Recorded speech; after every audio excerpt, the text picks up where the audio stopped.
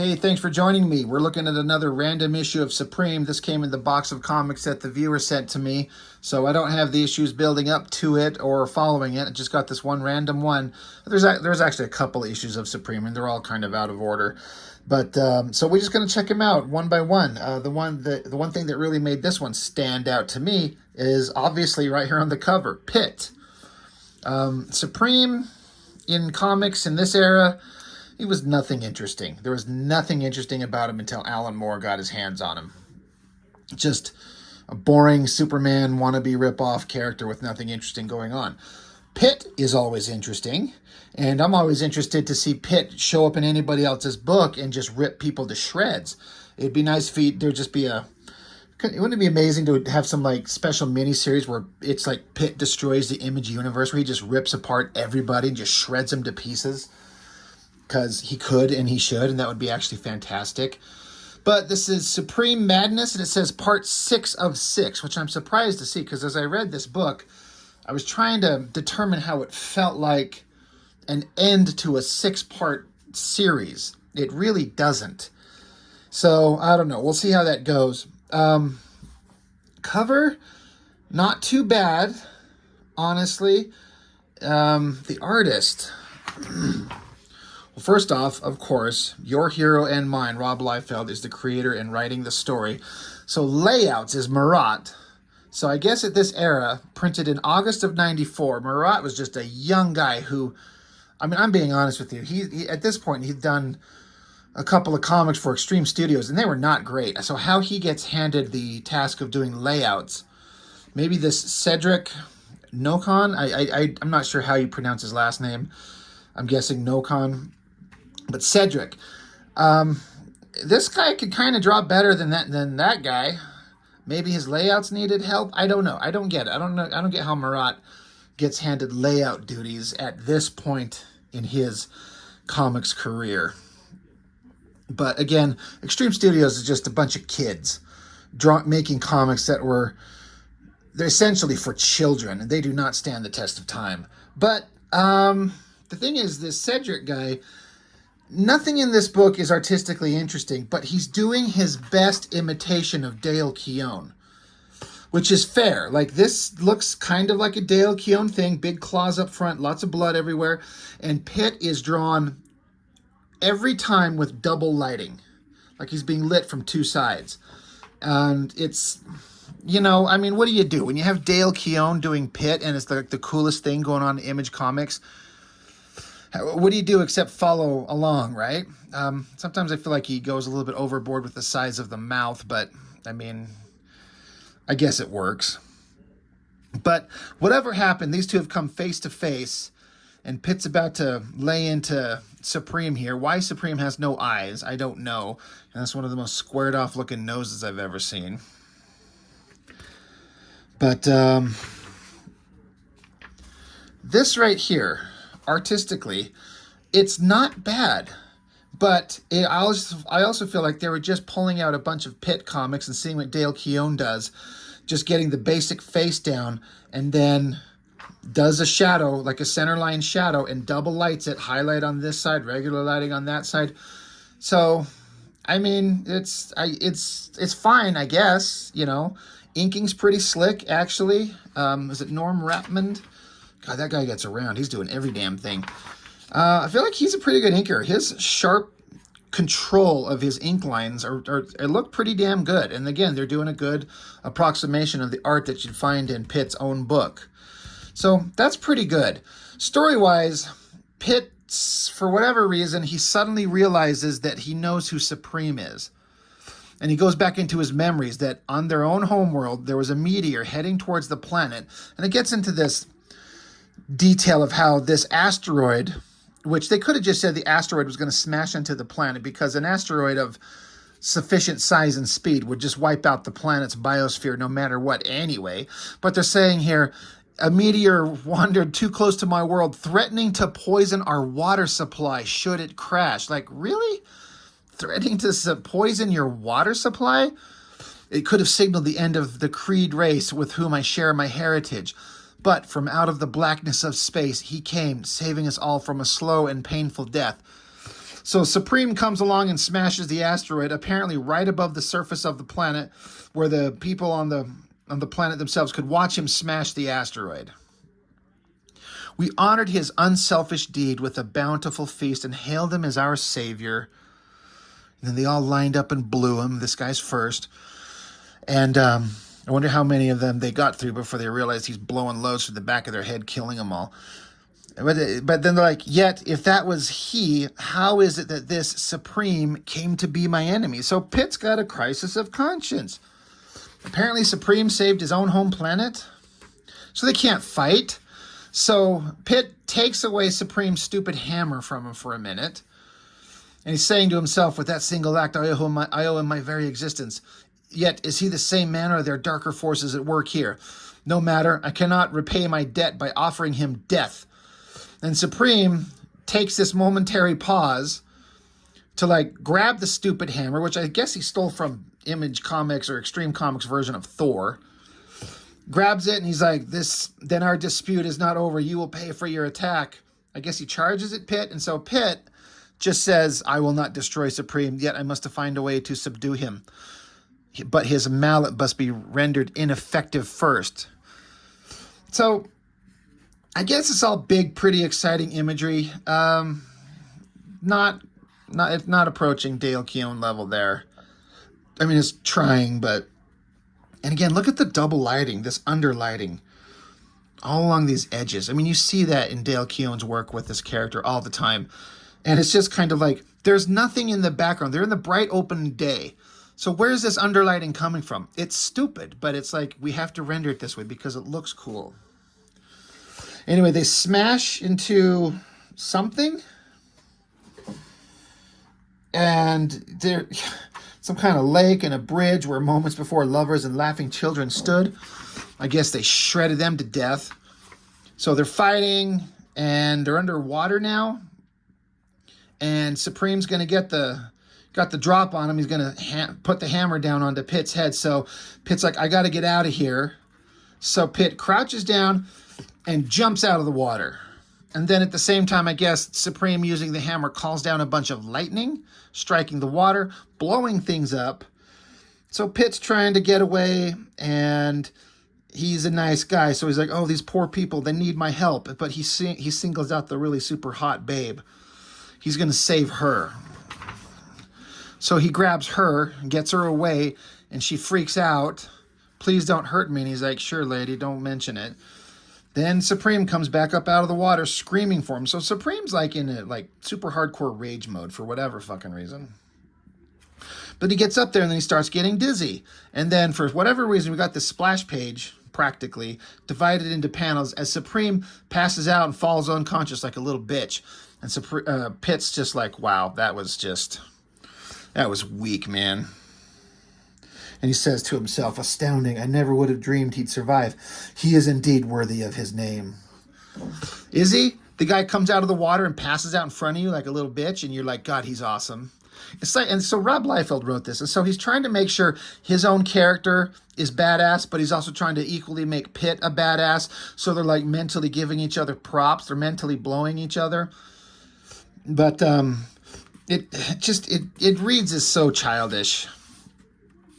Then Supreme, I can't tell if his eyes, I guess his eyes supposed to be open as he lies there he passed out, so he fell on the ground, so he's lying there, going over past things that happened, how he ran into Union, he ran into Spawn, he ran into Stormwatch, then he ran into Pitt. And then Supreme just wakes up, Pitt's gone, and he's surrounded by cops, and they're all angry, yelling at him like, you know, it's about time you woke up, Supreme. We got a whole salvo of questions to ask you. So if you don't mind, put that hammer of yours away. And then out of the blue, something explodes in the background, blowing up the cops. But the cops are like, they're trying to kill us. And the guy's like, no, that wasn't Supreme. That was someone else. And then in the background, some character, some bad guy riding a flying surfboard. It's the Green Goblin, right? No, it's the Extreme Studios Twat Waffle. That's who he is. He's like, a fine question from the man in blue, who in the front row. Who indeed? Who would risk life and limb, throwing all caution aside? to take on the imposing Supreme. God, this guy looks like a fucking douchebag. Shooting lasers, hits Supreme, knocks his ass on the ground. Says his name is Grislock? It can't be Grislock. I watched him die with my own eyes. Then who? And then I guess whoever this guy is, he points his fist at us. I guess he's supposed to be pointing his laser weapons, but you'd think that Cedric here would focus on the laser weapons coming forward, because then there's all this laser fire just blowing up cars and people, vaporizing everything around them. So I guess if you want to do a cool pose of head and arm and fist coming towards you, fine. But fucking if it's all about the lasers, have the lasers pointing at us. So Supreme's like, enough of this madness. If it's me you want, then take me. This is so stupid. So he opens up his mask so we can see who he is. And Supreme's like, Simon Simpkins? But this isn't your style. Oh my God. So they have this stupid dialogue with it just sounds really stupid. It's because Liefeld wrote it.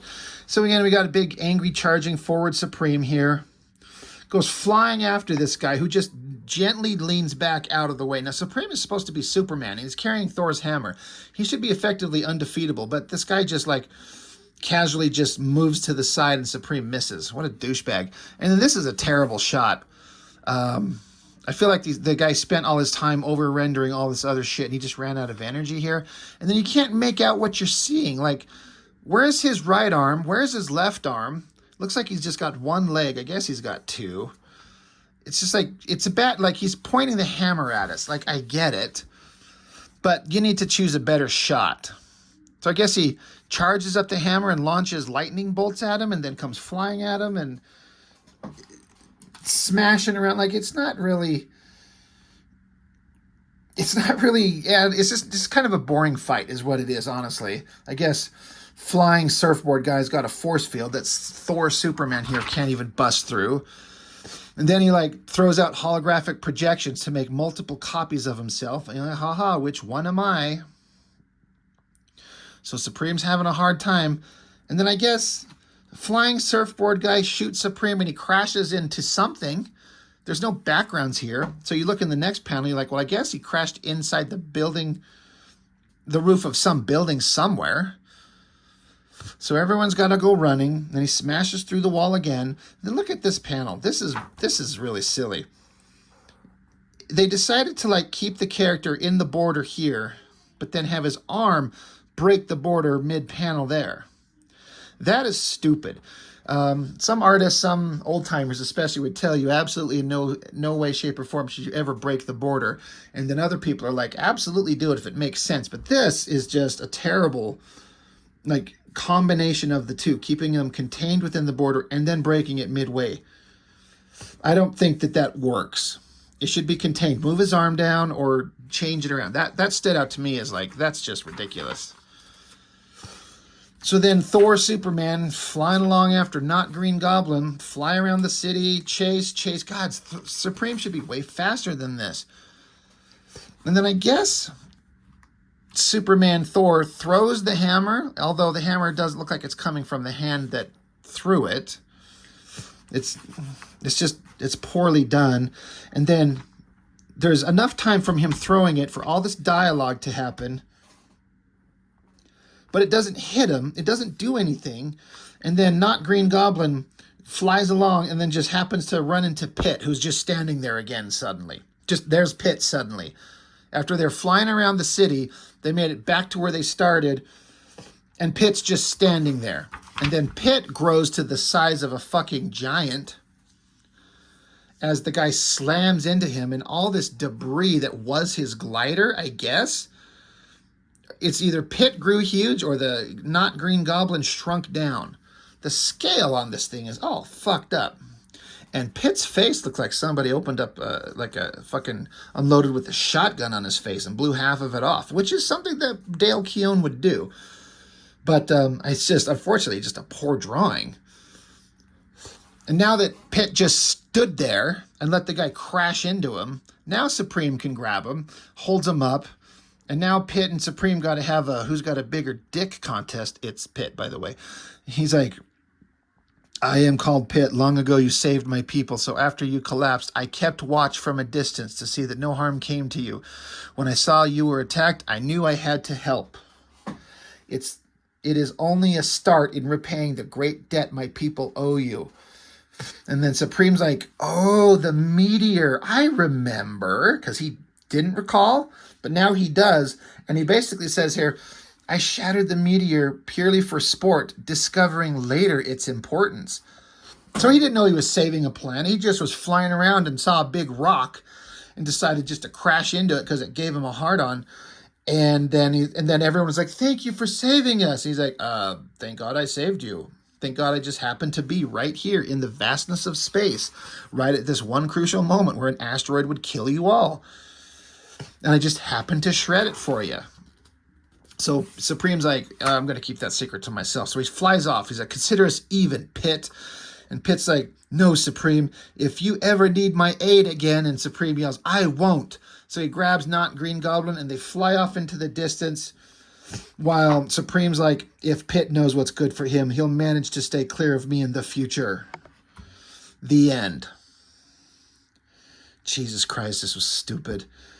Next issue, Supreme Overt Kill, Mr. Twist. Do we even have to say action and thrills? Yeah, that was what Extreme Comics is. The most childish shit you've ever read in your life. I guess you could say it was fun. I guess, it's like guys fighting, but when the fight itself doesn't even make sense. And random douchebag bad guy who shouldn't have stood up to them even for a half a millisecond is actually being a problem for Supreme. And then gigantic PITT just shows up and stands there and it's over. I don't get it. It's not well done at all. Speaking of shit that sucks, Kid Supreme, that's just awful. Is this Fraga art? I think. These character design sketches are kind of fine. Rockwell, he could morph into anything. Okay.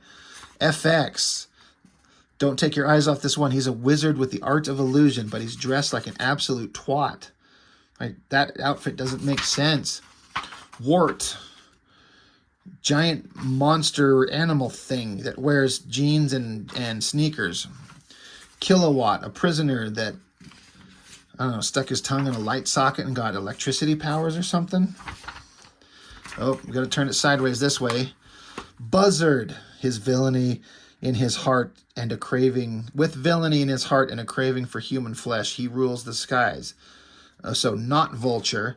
Gator, this swamp Denzian is just as fierce as he looks. So, Killer Croc, got it. Headbutt. The masked man proves to be no picnic for Kid Supreme. So, Bane, and then Blacktop, a killer and all-around bad dude. So, fucking stupid. That's what that is. So, the end. It's such a mishmash of silliness. It's just ridiculous. Gotta give it to Cedric, though.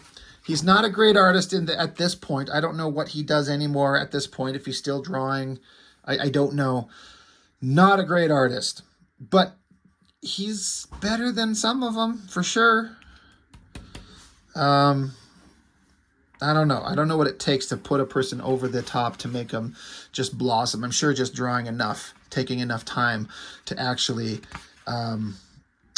get your work out there on a consistent basis and just keep growing and growing and growing and find yourself, find who you are and become the best version of yourself. I don't know if he ever did that. I don't know what he ever did outside of Extreme Comics. I never followed his work. So it's not bad, but it's not great. It's nothing to write home about. He nailed a good cover, and he nailed a pretty good shot there of the face of PITT. But again, that's just doing Dale Keown. That's probably just looking at some of those comics and just kind of reproducing that. So anyway, Supreme Madness, not bad. Not great. It's worse. It's more terrible than it is good, but it's more from a story perspective that's just kind of silly. But anyway, that's it. That's all I got. Thanks for watching. I appreciate it. See you next time.